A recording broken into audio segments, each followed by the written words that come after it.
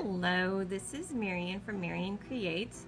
I wanted to show you some great tips and tricks today, how you can make your own butterfly stamp. This was actually a card we made during our August Hostess Month club meeting, and as you can see, it's a beautiful monarch, and I got the idea from Patty Bennett at Patty Stamps. Anyway, this is not a stamp that is currently offered. This one here is not currently offered in the Stampin' Up! Catalog. However, this framelit is. And can you see that?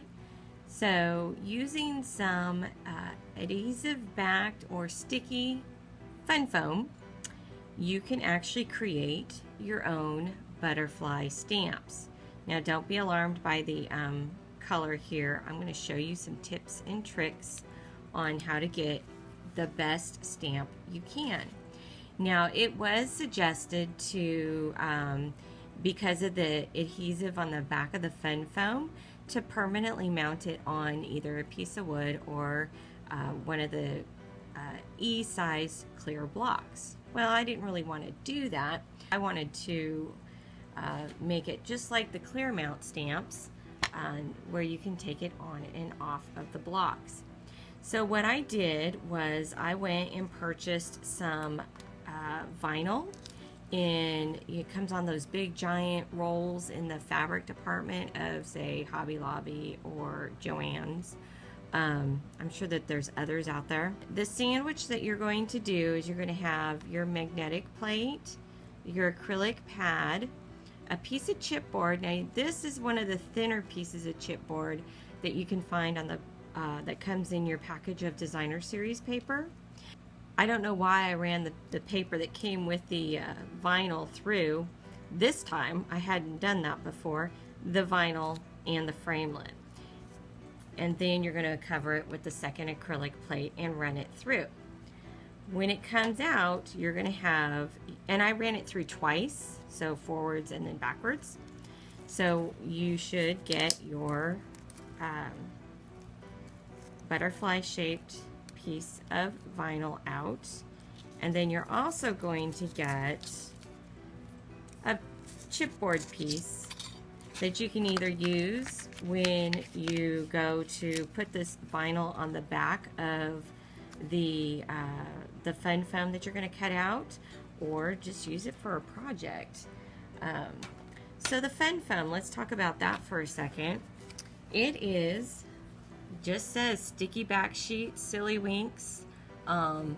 It's foam on one side, and then there's a paper that covers the back side, that covers, you know, the sticky part of it. My tip for this, especially if you get white fun foam, is to marker it up. Believe me, this helps a ton. Ask me how I know. When you run this through the Big Shot, your sandwich will be your acrylic plate, your sticky backed fun foam, your framelit, the additional acrylic plate on top, and you'll put that on top of your magnetic plate. After you do that, now this is, when I first started doing this, I was doing it all wrong, and I'll tell you why I was doing it all wrong. So depending on your Big Shot, and I believe that some Big Shots are tighter have a tighter opening, some have more of a loose opening. You're going to have to see which one works best for you. If you run it through a lot, you will squish the dickens out of your fun foam. So I don't know if you can see how thin that is. So this I had ran through 4 times. So 1, 2, 3, 4. And this is what it came out as. It still works. It's just you have to be more careful when you're stamping it or inking it up on your acrylic block. Now this one, you can tell, is a little bit thicker. This one I actually ran through twice. So 1, 2. And it's a little bit thicker, and I was still, my biggest fear was being able to get these little intricate pieces out. And I'm still able to get them out. Again, when you go to punch these out, if you don't have fingernails like I do, you can use your, this is actually one of the old styluses, use stylus to pop it out. You can use a paper piercer. Again, this is one of the older ones. I do have the newer ones. This just happened to be what I grabbed. So you can pop those out real easily like that. So as long as you're able to get those pieces out, that's really your goal, is what you're trying to do, is make sure all the pieces come out. If a couple of them don't come out, that's okay. Butterflies are unique, and it'll just add to its uniqueness. So then I thought, well, just for the fun of it, so now we have the one I ran through 4 times. You can see how thin that is. The one I ran through 2 times. And then this one I thought, well, what the heck, let's give it a shot. Let's just run it through once. And I hope you can see the difference. This one really is thicker than this one. So the more times you run it through, the more you're going to just squish it to death. And you would think with foam that it would pop back up, you know, regain its thickness, but this has been cut for days now and it still hasn't returned to its original thick self. And as you can see, this is the original thickness right here. So even the one that gets run through once is still going to be thinner than the original that you purchased from the store. So remember, and so again, the big thing is trying to make sure that you can get these little pieces out. So if you're having problems getting the pieces out, you can always shim it with a piece of cardstock, shim it with a piece of chipboard, whatever you think might work, or run it through an extra time. So you'll do that, and as you can see, we have a white on this side and we have white on this side. The difference being, of course, you can see that I have my blue stripes. Well, if you put this down and then come back to it later, it's going to be kind of hard to tell which side is the paper and which is not without really studying it. So that's why you want to go ahead and do the scribbling on the back of your fun foam when you get it. So so back to the vinyl. So what you're going to do then, you now have this piece of vinyl, and you're going to then, let's see if I can get these out real quick. I should have done this before I started taping, because I actually want to use this one. I have the other one already mounted on a block. One of the other things while I'm doing this, I'll tell you some other tips. One of the other things to keep in mind is fun foam does not clean very well.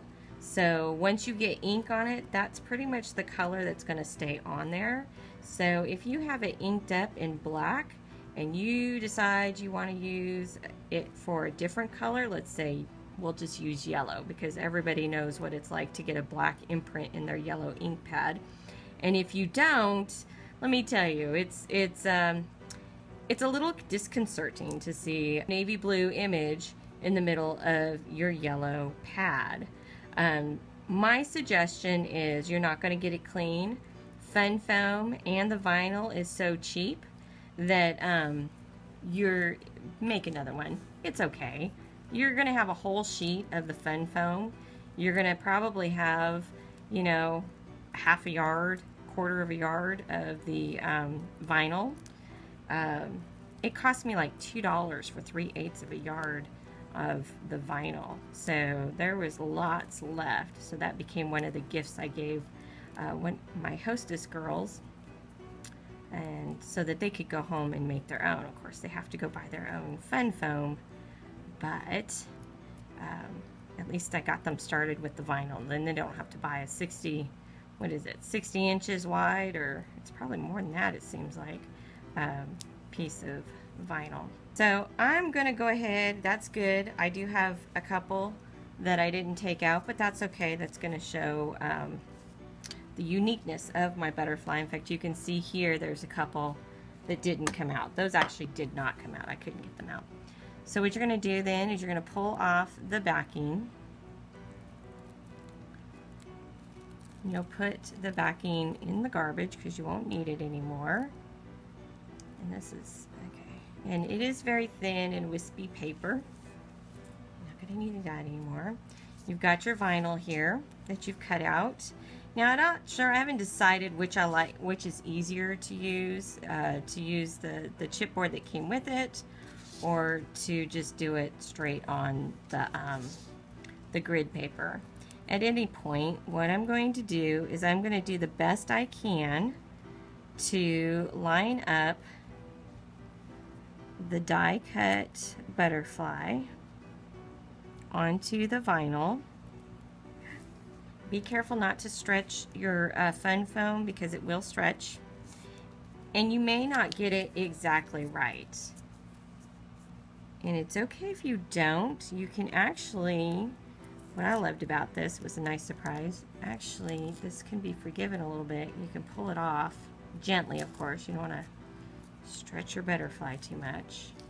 So that side looks good. You want to make sure too that your butterfly, you could even do it upside down if that works better. Nope, I still couldn't get it. Anyway, you're going to put that on there, and even if some of the adhesive is showing, it's not going to be that big a deal because eventually that adhesive will wear off. Oh my goodness gracious, are you like freaking out with me because it's sticking to my fingernails? Well, at least you know what will happen. This video is all about the tips and tricks of what could happen and what could go wrong, so I'm glad I could deliver.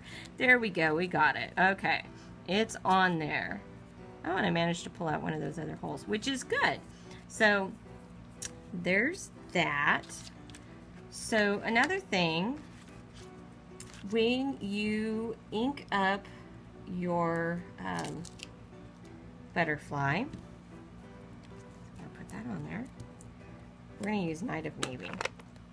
Like I said, the ink stays on there. So this is actually one of the old ink pads, the fabric top. And you're just going to go ahead and ink it up as much as you can. That must sound really loud. I'm so sorry. You're going to stamp it up really hard, and you can see all of this ink around here. I love using these washcloths. Just dedicate a washcloth, a cheap one you find at the dollar store, doesn't have to be expensive, to be able to get stray ink off of things, whether it be your hands, acrylic blocks, you know, rubber, whatever it is. These are real handy to be able to do that with. So there we go. Now you will be tested on your rocking or anti-rocking skills, because again, it's thin. It's not as thick as our rubber or photopolymer stamps, or even the clear mount rubber. So what you're going to do is you'll stamp once, and I don't know if I got this real inked up, but what you'll do is you'll stamp once, and then you can stamp again. See, look at that, that's pretty good. You'll stamp again. These are the outside of the card pieces. This is the inside of the card piece. Look at that. Isn't that pretty? I just love the etherealness look of it. And then we can't forget the envelope, because we can't have naked envelopes, right? So there's the front of the envelope. Isn't that gorgeous? There's the back of the envelope. So you can see we stamped this 5 times. And it started out pretty dark, right?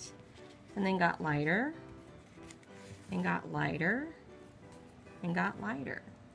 And that's just for this part, the background. See right there? And there's the inside. And of course the envelope is the same. So another trick I want to show you is when doing the butterfly, sorry about that, this butterfly right here. So if you haven't played with this butterfly set yet, let me tell you, it took me a while to get it, but now that I've gotten it, I'm shocked that I didn't get it before. So what you're going to do is you're going to have, first of all, the first layer. It's a 3-step stamp. and you're going to stamp that one. Okay. And then you're going to stamp the second layer, which will be this one. And this one is Daffodil Delight. This next one is going to be Tangerine Tango. Someone else has used, oh, what did they use? They used Calypso Coral. And I just didn't have any, so I decided Tangerine Tango would just have to do. Now, if you're actually looking straight down on this, you will actually be able to line that up a little bit better. But even if you don't, by the time we get done, nobody's going to notice. If they're looking that hard at whether or not you stamp that straight, maybe they don't deserve to have a card from you. That's just my thought on that. Okay, so the final one is going to be Watermelon Wonder. Well, I say the final one, from this stamp set. So then you'll take the Watermelon Wonder and you'll put that right there. This one, the Tangerine Tango, I tried to line up with the wings.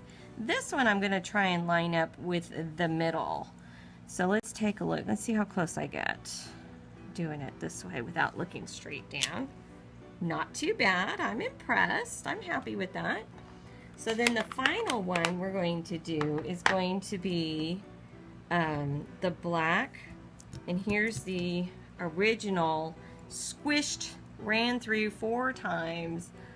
You can see it's really, really thin butterfly.